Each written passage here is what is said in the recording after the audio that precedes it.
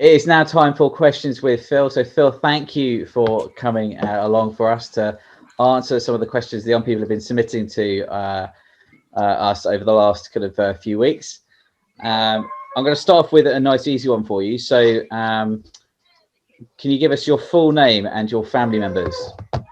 My full name. So my full name is Philip Edward Harrington, and my family members, obviously there's an Amelia just hiding outside the camera here, and I've got Rosie, I'm married to Louise, and I have one annoying older sister called Catherine.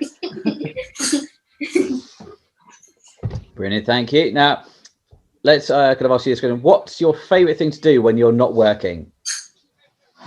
Favourite thing to do when I am not working? I would say either sitting in a coffee shop having a cake, or going for a long bike ride, probably on my road bike or my mountain bike. Very nice. I enjoy getting out into the open. Yeah. Cool. Okay, next question. What is the dumbest thing you've ever done? I see my daughter is just right here. So I think, what is the dumbest thing I've ever done? What was that? No, I think it's worse than that. I remember singing in the school choir in a big concert. And at the end of the concert, all the different parts of the choir, like I don't know what they call it, alto, soprano, tenors, basses, were all meant to stand up individually. And I wasn't paying attention.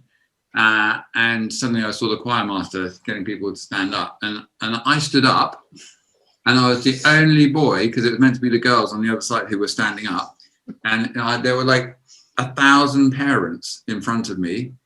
And I suddenly stood up, went, basically went the colour of my hair, and then quickly had to sit down again, and everybody saw. So that's probably the most embarrassing thing I've ever done. Oh, Phil, that is quite painful. Yeah. Okay. First question for you then. One of the young people submitted was, did you ever question God's reality as a child? You might have questioned it when you kind of stood up at the choir at that point, but kind of as a child, did you ever question God's reality? Did I ever question God's reality? I think the reality is no, I didn't. I think a lot during my teenage years, I questioned his relevance to me. I think sometimes questioned his role or purpose. Like I would find myself pretty much ignoring God, except if I suddenly needed help with something, I might say a quick prayer. I remember praying a lot when I was, facing GCSEs or A levels or wanting to get into university, but pretty much the rest of my time not paying much attention to him. Question sometimes his power when I saw bad things happen in the world, and we're like, what's that all about? Why is, so I guess that's a kind of a question around suffering. But that was never really in the context of relationship, because that only came when I was at university, when I really came to faith. So no, I've never questioned God's reality, but there's been a number of years where I would have questioned his relevance. Cool. No, thank you, Phil. You can definitely have a chocolate for that. That's definitely a kind of a solid answer. Yeah, I forgot about that. Okay, yeah. So hang on. I'm going to put that one in my jar for Easter Sunday. Brilliant. Okay, here we go. So another question the young people submitted was, have you ever been to South Africa, and can you name one South African dish? I have been to South Africa, and I would have said I had a very nice braai. Is that a dish? Yeah.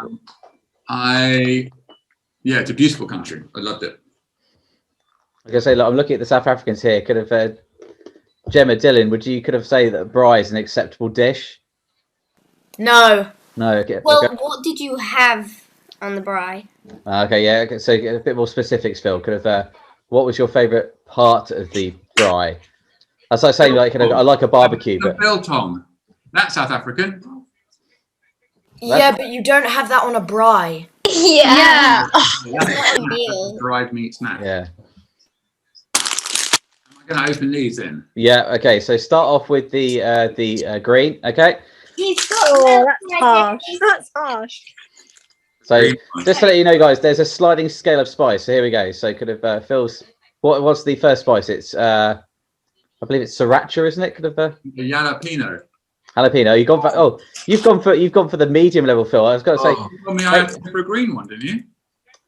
the sliding scale goes from green to kind of like all the way to kind of red. So you could have you jumped in kind of like the kind of middle length of the pool straight away, Phil. So He has got milk ready. yeah. Well, he's going to need it. Oh, So, no, really? That's cheating, isn't it? okay, so Phil. That is clearing my nostrils out at the moment. Okay, we go. So the next question was, can you name 3 South African capital cities? So, name the 3. There are 3 capitals in South Africa. Can you name what 3 they are? It's going to be Durban. No. Okay, so you've instantly kind of. I'm going to give you one more shot. Okay. Pretoria. Yep, that's one of them. Joburg.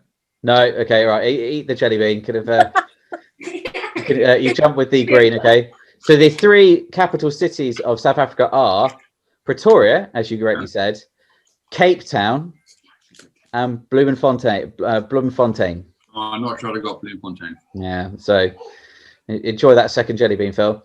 Can I actually like? It didn't go in. Nice try. Okay. Green this time. So keeping it on a kind of a world scale, our next question is, where in the world have you preached? So, you know, you're a vicar. Where in the world have you preached before? Well, I don't think I've done any preaching or anything. I have. Zimbabwe. Yeah. What were you doing? So kind of like, did you just kind of go there for a kind of a holiday, or did you kind of go there for a particular reason? No, I went there for a mate's holiday in the end, but then they were all a group of Christians who were going out. We just went to a local church, and I had to say a few words. I'm not sure I'd say it was like, oh, I preach. Hang on a minute. I'd like to say I preach to the world, given that we've been live streaming. I know some of my sermons have been watched in America, if that counts. That does count, yeah. Okay, you can have a chocolate for that, Phil. Thank you. Your next question is, what is your favourite Bible verse? Okay, so this is one I just surely cannot get wrong, right? But He's got his Bible. Good start. Isaiah 43 verses 1 to 3. Okay, and it says this. Okay, so but now, this is what the Lord says: He who created you, He who formed you, fear not, for I have redeemed you. I've summoned you by name. You are mine. When you pass through the waters, I'll be with you. When you pass through the rivers, they will not sweep over you. When you walk through the fire, you will not be burned. For I am the Lord your God, the Holy One of Israel, and I love you. Louise and I both got that inscribed inside our wedding bands. And I think I like it for many reasons. Like it says, it starts with but now, and quite often I will go to it if people have been saying things or I'm listening to things and I'm just wondering, it's like a kind of wake up. But now this is what the Lord says. It's about how God values us through all the seasons of life. Fear not. Fear not. I created you. I formed you. I called you. You're mine. So I will quite often go to that. And it's a beautiful verse. Isaiah 43 verses 1 to 3. So it's a real encouragement actually with everything that we're facing at the moment as well, isn't it? Kind of just having that reassurance. Yeah, you go through lots of different trials, and life is hard sometimes, but God promised never to leave us. So. Yeah. Brilliant. Thank you for that answer, Phil. You can have a chocolate for that. So add that to the supply. Merely, you can make sure that he kind of gets the appropriate reward or kind of bean if necessary. So, Phil, our next question for you. I'll just bring it up for myself. Here we go. It is, Okay. Where is the proof that God is real? Where is the proof that God is real? Okay. Well, firstly, this is a really great question. I think you always have to start with, when you're thinking about proof. Okay, you can't prove the existence of God sort of scientifically or mathematically, nor can you disprove the existence of God scientifically or mathematically. So I think, so therefore, what are the clues that you are looking for evidence that God exists? And so for me, I would look at creation. St. Paul writes at the beginning of Romans that no one will be without excuse, because creation sort of proclaims praise to God. And I think I look at the fine tuning of the world.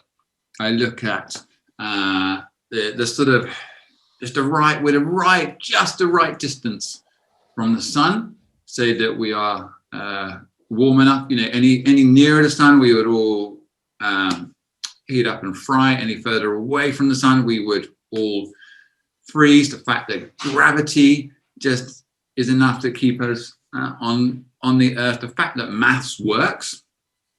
The fact that maths is actually quite beautiful, but it actually works. So I think I am. I love it. Something like if the Earth in its orbit was to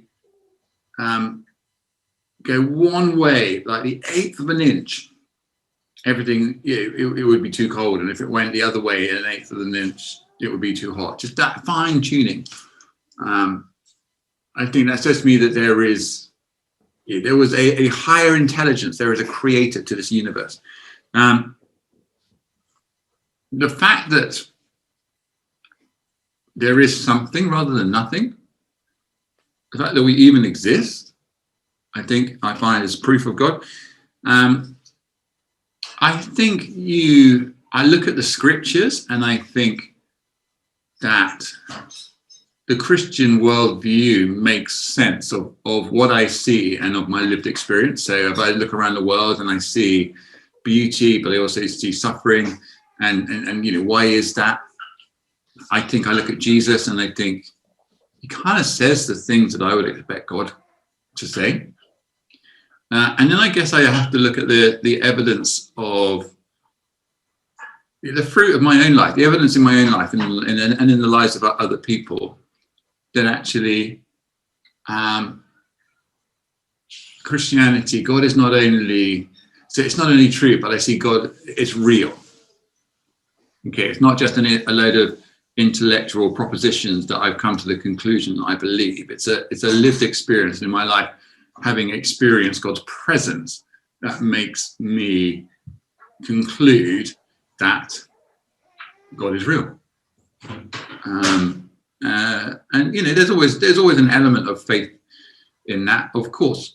There are a lot of people who have faith that they have to have a faith position that God doesn't exist. But I think looking at all the evidence, I think, God is real. Great, no, thank you, Phil. No, that's a great answer for us. Kind of, you can add a chocolate to your kind of your stash. Kind of, he's on to 4 now. You mentioned the kind of the scriptures, the Bible, kind of as being a part. And one of the questions we had was in Matthew 7 verse 18. It says, "A good tree cannot produce bad fruit." But kind of one of the young people was wondering, isn't that just like a contradiction of other parts in the Bible that tells us that actually we all sin, even the good trees? Was it Matthew 7? So Matthew 7 verse 18. He's just finding it. Good. So probably does a contradiction. So you always have to take Matthew 7, 18 and 19 with it, or 18, something. So a good tree and bad fruit. So you always have to take a text in its context. If you take a text out of its context, you're left with a con. So you do have to try and think about what is the context, and looking at it. I think off the back of the Sermon on the Mount, Jesus is warning people to look out for effectively false prophets, false teachers. And what he is trying to do is to warn them that there'll be lots of people who want to set themselves up as prophets and people of influence. And of course, the only way of really knowing whether a prophecy is true is whether it happens, right? If someone predicts something, you've got to wait to see whether it comes true. And lots of the trouble with that is it often takes decades or centuries for a prophecy to come true. No one's in that generation is around to verify it, but future generations can. And so you needed something a bit more immediate. And so Jesus was saying, well, look at the fruit of these teachers and these religious leaders' lives, because Jesus's fiercest criticism would have been towards people like me. So people like religious leaders, vicars, bishops, archbishops, people who had the great responsibility and privilege of teaching, but actually, is there evidence of people living it out in their lives? There's no point me being a preacher if actually my own life is just a mess. You would begin to think, hang on a minute, that doesn't really make much sense. So in terms of that specific verse, I think what the teaching is about false teachers and false prophets. In terms of the question of, do we still mess up? Do we still sin? Yeah, we do. And I'm always encouraged by St. Paul writing in Romans 7, where he's talking about, the good I want to do, I don't seem to do. And the very thing I don't want to do, that's the thing that I sometimes end up doing. And I think that's incredibly realistic of the human heart, because our hearts have the capacity to do great good and also the capacity to do real evil. And that's in all of us, that's in all of our hearts. So, but I think, I don't want to get too technical, but there is something called sanctification, the Christian doctrine of sanctification, that is the slow changing from the inside out, that we are growing more and more Christ-like. And so I will look at my life from 10 years ago and see that actually I'm growing in certain areas. I've overcome certain struggles or temptations that I had battled with. And actually, because if I look day by day or week by week, quite often the growth is you grow by degrees. It's tiny, and you can sometimes think, I'm not sure am I becoming more godly? But when you take it over a year or 5 years or 10 years, you see that. So yes, we can still. And sadly, there are some people who are Christians who still manage to really mess up and do really bad things. And that is a real tragedy. But our direction of travel, and that's why we do confession, right? Because we are acknowledging we mess up. And I don't want us to be hypocrites. I don't want us to say, yeah, we're amazing and everyone else isn't, because we're not. Yeah. No, definitely. No, cool. No, thank you for that. So, really, I don't know who obviously asked these questions, but that's a really good question. Thank you for that. No. Add a chocolate to the stash roll, because that's definitely worthy of that. He's on to 5 now. Okay, I've Phil. not had chili for a while. This is going well. Okay, so here's the next question, Phil. Do you know any martial arts? And which of these is not a martial art move? Okay, so we'll let you answer the first part. Do you know any martial arts? Martial art. So judo is not a martial art, then, is it? Or karate? Yeah, both of those are martial arts. Yes, so you do know some martial arts. Okay, which of these is not a martial art move? Back fist, hammer fist, or uppercut punch? You spoke too soon about your chilies. Yeah. Back fist, hammer fist, or uppercut punch? Which of these is not a martial art move? I think an uppercut punch sounds like something out of boxing rather than martial arts. So you're locking in uppercut punch? Yes, I am. Final answer. Okay, you're wrong. Trick question. They are actually all martial art moves. So, what? So eat a chili. That is mean. Gee, you had to eat chili. No. Oh, Phil, you spoke too soon. All right, Okay, go on. I'm gonna So go. go red. So was the Go answer now? green. Go green. So I think you should have a mid-level jelly bean for that. Kind of we're kind of midway through, mid-level jelly bean. Then. So kind of an orange level, I think it might be. Kind of. Right, well, no, hang on. That's the No, highest that one. was the highest He one. just chose the highest one, but he didn't need to. Yeah, make sure you get the this is. I just don't know. I don't know what. Should I go with green again? So let me just remind you: green is the lightest chili, red is the darkest. It goes from go to stop. Okay, kind of as in sort of your bodily functions will Okay, stop. I'm going that one then. Oh no. Yeah, okay, so you're going close to kind of that's very close to the highest level. You went red, didn't he? You went very Yeah, close. he did. Pale No, red. pale red. So kind of mid-level. It's not too hot, but it tastes disgusting. We'll let that burn just while you kind of have a think of the next one. So, what Cardi B song reached number one? Huh? Drink the What? milk. Okay, so here's the question: what Cardi B song reached number one in 2020? Who? What Cardi B song reached number one in 2020? I've never even heard of this person. I'd like to give me like a Kylie Minogue question or at least like U2 or Queen. I would have had a chance. Yeah, Queen's his favourite band. I have no idea. Hang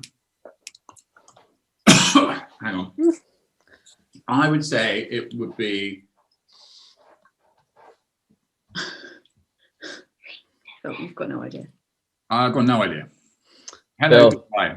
Oh, Hello, goodbye is incorrect. The answer is WAP. W-A-P. If you'd like to eat a chili. Word. What is not a word? that was a slow burn. That one. That is coming through right rocket fuel now. Well, I think you should have another one of that colour, just to kind of keep the burn going while we kind of ask you this next question. Who's the great daddy? Do green next. Hang on, I've got to go with this one now. Oh, what? Okay. Orange one. Oh, Oh, my well. tongue is on fire. Here we go, orange. There we go. The milk after, like straight away. So which was the orange one? I'm trying to remember now. Kind of, I think that's the is that jalapeno? Could have. Yeah. Well, that habanero or something. Happened. Yeah, I think. Oh, that's the yeah. That's good. That's, Habanero. habanero. Very nice. Very nice. Okay, Phil. This you do love your football, but my question, one of the questions is, where is Tottenham in the league table currently? Oh, he knows this. So as of today, where are Tottenham in the league table? 6, I reckon. 6th is correct. Yeah, add a chocolate to your stash. Well done. Which should be higher. Should be hard. Well, here we go. So, Phil, this is one of the other questions we had was, why is there a massive rivalry between Tottenham Hotspur and Arsenal? You know, apart from the fact that they are both South London clubs and everyone doesn't like each other.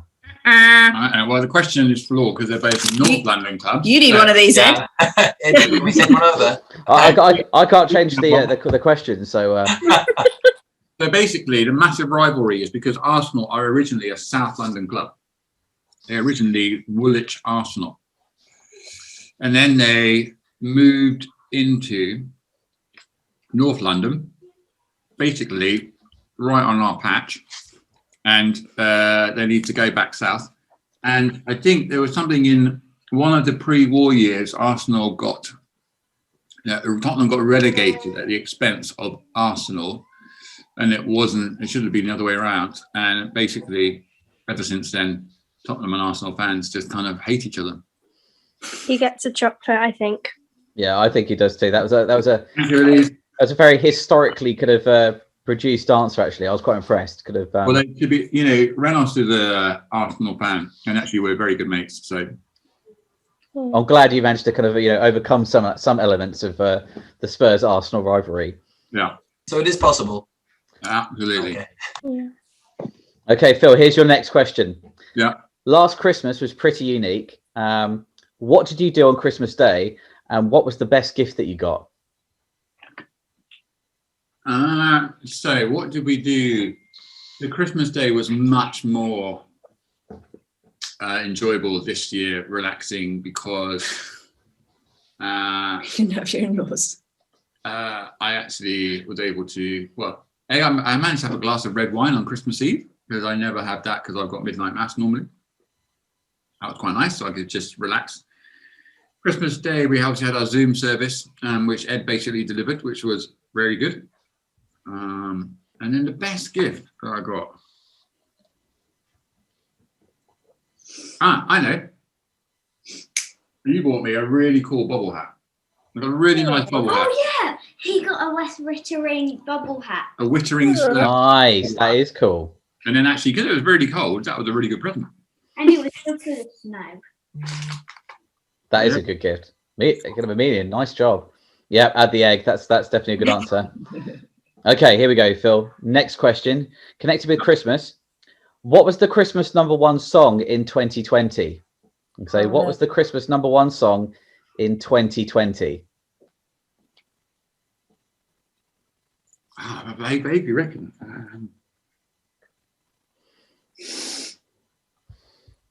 He would normally do it. Like, it's not like the X Factor winner or the.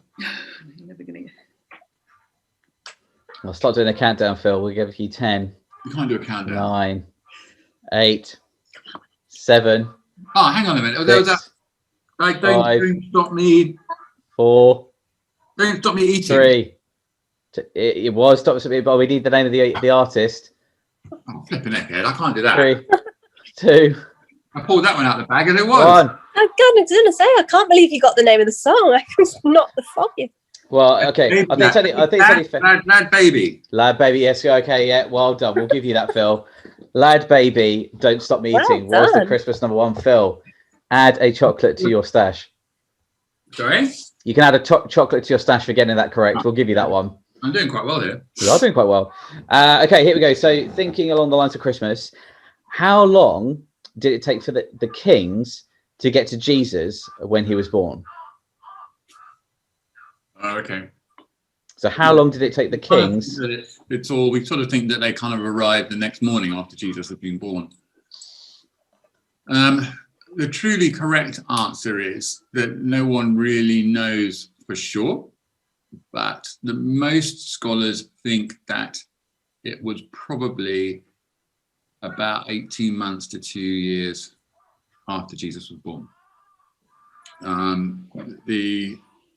It's not really mentioned in many of the Gospels, only in one, and it said that they obviously the Magi went to Jerusalem, thinking that's where they were going to find the new king, and Herod said no, and the scholars said try Bethlehem, but they said they went to the child rather than the baby, and they went to the house rather than the stable. So it wasn't on the same night or the next morning that sort of Victorian Christianity portrayed. So I think it's about 18 months to 2 years afterwards. I mean, within that, because kind of a lot of those kind of Victorian pictures have like Jesus, the shepherds, and everyone in the stable all together when they arrived. You know, were they all just hanging around waiting for kind of people to turn up? What was? I think it would probably by then it would have just been Mary, Joseph, and Jesus in a house somewhere in Bethlehem. I don't think they'll have all. I think all the sort of lobsters and badgers and other animals will have all gone. And the shepherds went back to their field straight away. So yeah, I think don't think anyone hung around. Yeah, Emilio, I think that's fair. You can add a chocolate to the stash. Okay, Phil, these next few questions are all going to be the highest level of chili. Okay, so we're going deep red. Okay. Okay. Here we go. So now everyone might not know, but you studied history at university, if that's correct. Kind of. No. I did study history at university 25 years ago, yes. Cool. Okay, so that gives you good stead. So what happened? What event happened in 1346?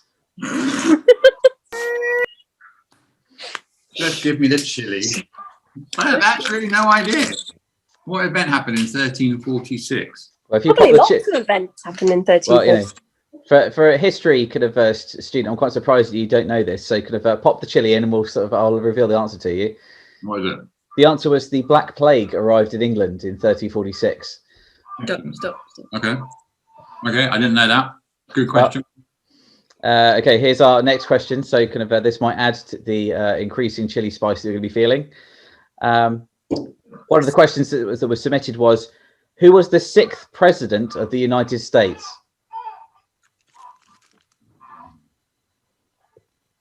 Who was the 6th president of the United States? John Adams or something, is it? No. The 6th president. So they were.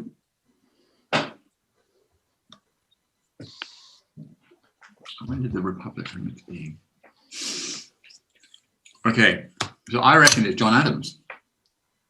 You are correct. It was John Adams. That's 11 now. Add a chocolate to the bag. That is an absolute blinder of an answer. Well Well done. I'll take it. Okay, here we go. So the next question we have is, when did the company Nintendo start? Okay, so when did the Nintendo company start? Is it a decade or an actual year? So an actual year we're looking for. 1976. You're saying 1976. Yeah. Okay, you're locking that in? Yeah. Okay. The actual answer is 1889. The Nintendo company have actually been around since then because they started to sell card games and then later on became famous for developing computer games. So Well, that's why I had the computer games in my mind. That's Whose why I question was that, It's gotta be Ed Italian or Cope? something, or- that was actually kind of one of the On People's questions. That was not a kind of an addition by me in any shape or form. Right, I'm going to go for try one of these hottest ones then. Here we go. So Yeah. I feel it's only right that you basically pop 2 of those in while we kind of get ready to answer you this next question. So I think you're going to have to use some milk. Okay, this is the hottest one. here we go. Get the milk. How's that Easy. feel, Phil? Not a problem. No problem. This is good. Okay, well, Wow. we'll just start to watch his face kind of as it gradually settles in. Okay, so our final question of the evening is thinking in relation to histories. Thinking back even further than that, okay, even further back than kind of 1889, we're thinking about the dinosaurs. Now, how do dinosaurs and evolution fit into Christian beliefs? Right, that's a really good question. Flipping heck. Okay, that is really strong. That is the ghost chili. So I think I think that dinosaurs are things like dinosaurs. Oh, that is. My tongue. Hang on a minute. Whose idea was the chili beans, by the way? Oh, that was all me, Phil. Could have. I thought Ed, it was only. to do this. You've been wanting this for a while, Ed. I thought it was only fair having chili beans rather than the actual chilies. Okay. I think Ed needs some chili beans. My tongue is absolutely burning at the moment. Okay. So I think. Oh, I told you. Or milk. Oh my. that is. So I think. He thinks Ed deserves a chili bean. You should drive down and give him one right now. Can I have some more of that? Honestly, my tongue is absolutely. Who thinks I should deliver a chili bean to Ed? Oh, I just made it. Oh, Emily, B. Awesome. Oh, Elise, wow, it's unilateral. We should do this just with Ed, Phil asking the questions to Ed and get them spicier. Yeah. Yeah. It could all be about football. Okay. My eyes are watering at the moment. Okay. So I think that there are things like dinosaurs recorded in the Bible. And I think it is clear that dinosaurs and humans did coexist because of the cave drawings you have that seem to see humans and dinosaurs together. But the Bible obviously doesn't use the word dinosaurs, but it does. Oh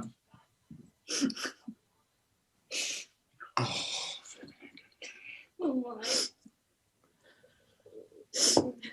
And my nose is running out as well. Glad this is recording, Ed. Yeah. Yes.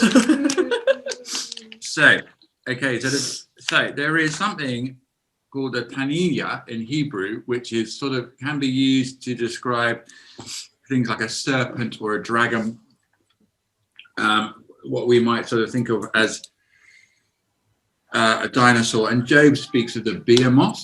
So in Job chapter 40, God is talking to Job. He said, look at the behemoth which I made along with you, and which feeds on grass like an ox. What strength he has in his loins, what power in the muscles of his belly. His tail sways like a cedar tree. The sinews of his thighs are close knit. His bones are tubes of bronze, his limbs like rods of iron. He ranks amongst the first works of God. And obviously the word dinosaur is a bit of an umbrella term for lots of animals that we obviously probably just think of as like T-Rex or something out of Jurassic Park. Obviously, a T-Rex would not have worked on the Ark, but there would have been smaller baby animals of every kind that went onto the Ark. In terms of sort of evolution and how that fit into the Christian faith, obviously there'll be some people who think that the Genesis account, creation, God made creation in 6 days and rested on the seventh, is that 24-hour period. I'm finding I already talk about back in the day, or back in my day, and that was kind of an era. It's a slightly undefined period of time. So I'm not.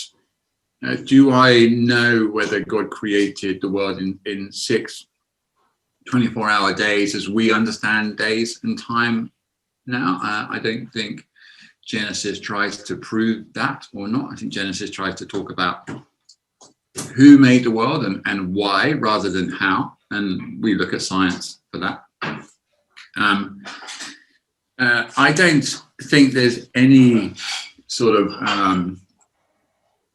scientific evidence that would say that the world is 6,000 or 7,000 years old, a kind of a young Earth creationism.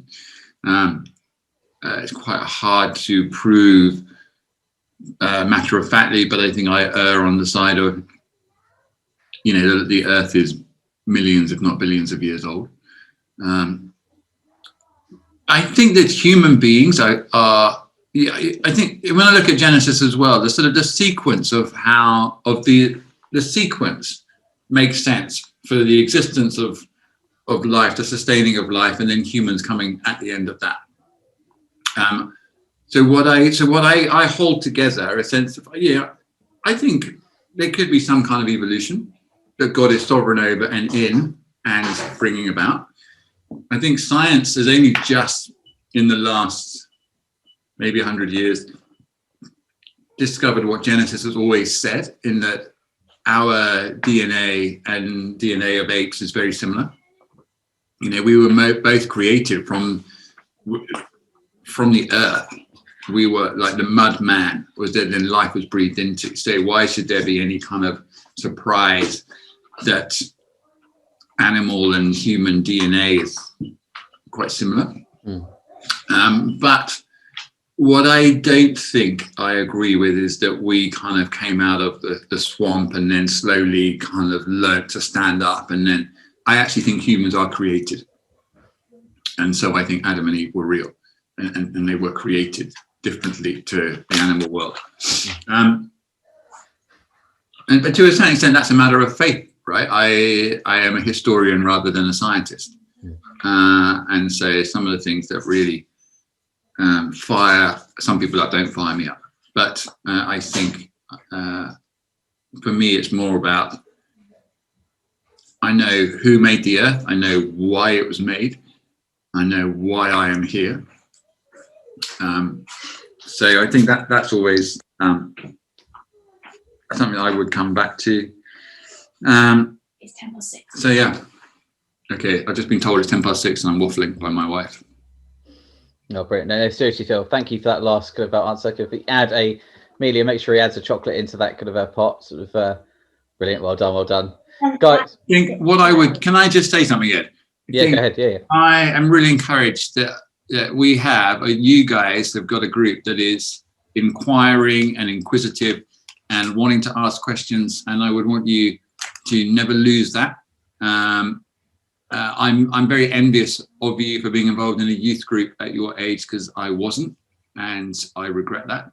I think I'd also say, we're not very we're not defensive about our faith, and God has given you a brain, and use it to always be inquisitive and curious about your faith.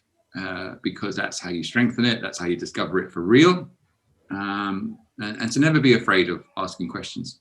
There's some really good questions in there, so thank you, Reclaim.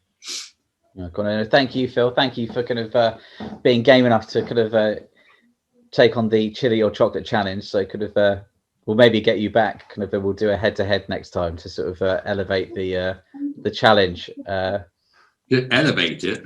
Yeah, exactly. Yeah, we'll think of new ways. No, seriously, thank you, Phil. Guys, I hope you've kind of enjoyed this evening. I hope you've had a great time, kind of having kind of your questions, both big and small, kind of answered. Got thumbs up, which is great.